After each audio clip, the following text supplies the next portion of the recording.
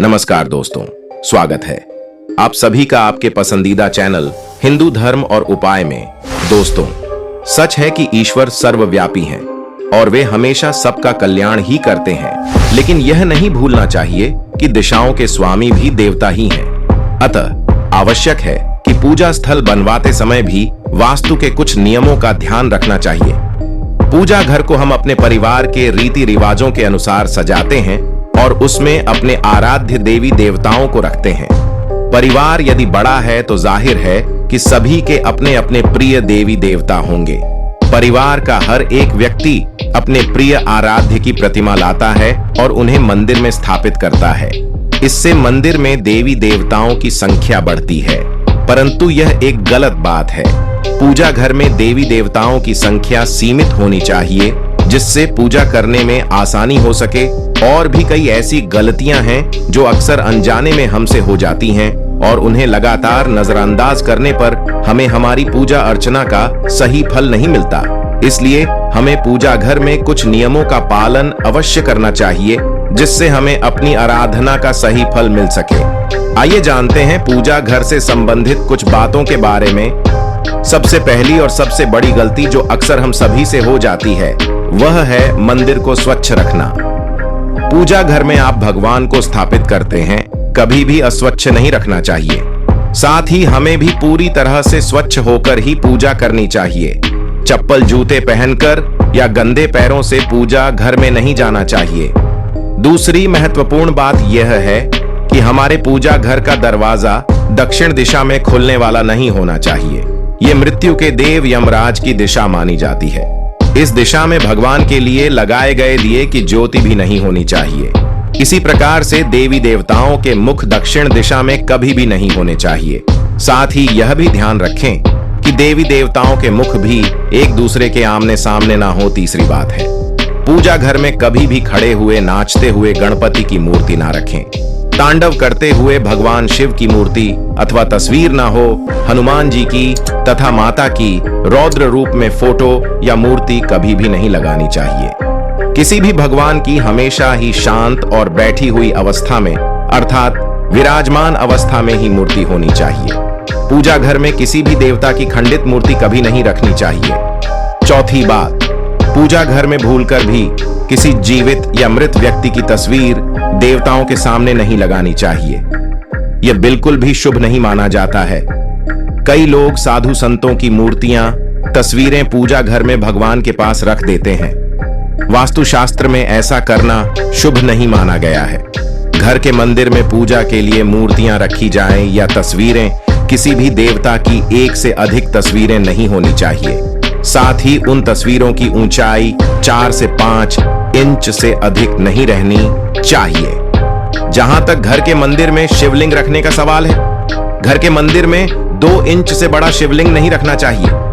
यदि आपको अपने घर के मंदिर में बजरंगबली हनुमान जी की मूर्ति रखनी है तो बाजार से खरीदकर ऐसी मूर्ति लाइए जो बैठी हुई अवस्था में आशीर्वाद देती हुई हो। घर के मंदिर में रखी जाने वाली देवी देवताओं की मूर्तियां या तस्वीरों के मुख प्रसन्नचित होने चाहिए। मंदिरों में रखी गई मूर्तियों के बीच में कुछ दूरी अवश्य ही होनी चाहिए। घर के मंदिर में माता काली, भैरव जी और शनिदेव जी की मूर्ति रखना वर्जित है। पांचवी बात, हमारे प्राचीन हिंदू शास्त्रों में 5 देवताओं की प्रतिमा बताई गई है।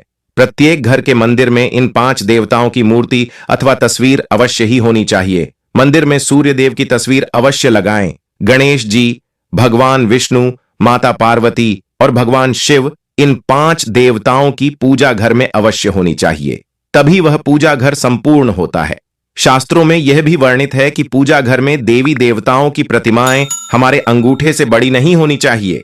यदि इससे बड़ी मूर्तियां हम रखते हैं तो उनकी प्राण प्रतिष्ठा करानी चाहिए और उनकी विशेष पूजा के नियमों का पालन करना चाहिए। ध्यान रहे कि पूजा घर में भूल से भी किसी भी देवी देवता की खंडित मूर्ति नहीं रखनी चाहिए। मूर्ति मिट्टी की हो अथवा धातु की, वह कभी खोखली ना हो।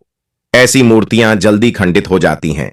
मंदिर में चित्र लगाते समय ध्यान में रहे कि देवी देवताओं के चित्र फटे हुए ना हो। भगवान का जो रूप आपको प्रिय हो, वही रूप आपके सामने होना चाहिए। देवताओं के उग्र रूप से मन में भय की स्थिति का निर्माण होता है। साथ ही घर के छोटे बालक देवी देवताओं के ऐसे रूप को देखकर भयभीत हो सकते हैं और उनके मन में भगवान के लिए प्रेम कम होने लगता है। इसलिए पूजा घर में सदैव प्रसन्न चित्त मूर्ति रखनी चाहिए, जिन्हें देखकर मन में प्रेम भावना जागृत हो। साथ में प्राचीन काल से जो चलन है उसके अनुसार लकड़ी, पत्थर, सोने या चांदी या पीतल जैसी धातुओं की मूर्तियां ही घर में रखनी चाहिए। वैसे तो धातु की मूर्तियां महंगी होने के कारण आजकल पत्थर की मूर्तियों को लोग पूजा के लिए रखते हैं। पाषाण की मूर्ति सर्वश्रेष्ठ मानी जाती है क्योंकि इन्हें साफ करना आसान होता है। धातु की मूर्ति भी उत्तम होती है क्योंकि यह जल्दी नहीं टूटती है। मिट्टी की मूर्ति रखने पर इनके टूटने की संभावना बनी रहती है और इन्हें साफ करना भी कठिन होता है। इसलिए घर के मंदिर में ऐसी मूर्तियां रखें जो टूटे नहीं। घर के मंदिर में प्लास्टर ऑफ पेरिस की मूर्तियां ना रखें। 8वीं बात, वास्तुशास्त्र के अनुसार घर के मंदिर का स्थान कहां पर होना चाहिए। भगवान तो इस संसार के कण कण में विराजमान है, लेकिन जहां बात करें मंदिर की, उसके लिए निश्चित स्थान की आवश्यकता होती है ताकि ईश्वर का स्मरण करते समय हमारा ध्यान केंद्रित हो। इसके लिए वास्तुशास्त्र में पूर्व दिशा का निर्धारण किया गया है।